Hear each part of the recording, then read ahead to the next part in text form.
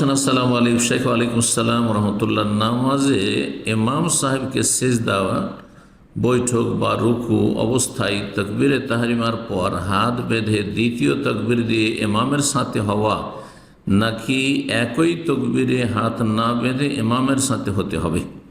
উত্তম হচ্ছে দুই তাকবীরওয়ালা। প্রথমে যখন আপনি প্রবেশ করছেন সলাতে আর ইমাম শুরু করে দিয়েছে, যে কোনো জায়গায় থাক সলাতের, তো একটি হচ্ছে তাকবীরে তাহরিমা।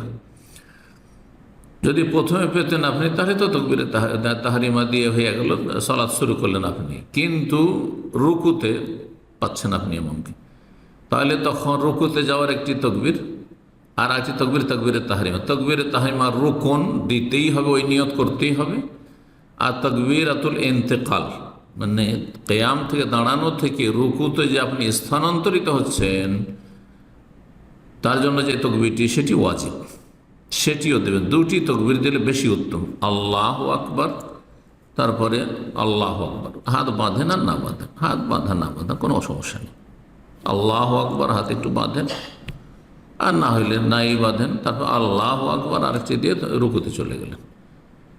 কিন্তু যদি একটি তাকবীর দেন, জায়েজ রয়েছে এই শর্তে যে বড়টি নিয়ত করবেন। বড় কি? তাকবীরে তাহরিমা রকুন, যেহেতু সেটি বেশি শক্তিশালী, সেটি ছাড়া সালাত হয় না, গোটা নামাজটি হবে না তাকবীরে তাহরিমা না হয়। আর রুকুতে যাওয়ার তাকবীর ওয়াজিব, সেই ঘাটতি খেতে অনেক ছাড় আছে, সহজে দিয়ে পূরণ করা যায়।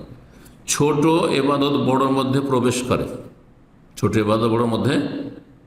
করে, এই কায়দা রয়েছে ফিকহে। সুতরাং আপনার একটি তাকবীরে তাহরিমা নিয়ত করলেন, আর তাতে ছোট তাকবীর, রুকুতে যাওয়ার তাকবীর তাতেই শামিল হয়ে গেল, নিয়ত করলেন। জি, আল্লাহু তাআলা আলাম।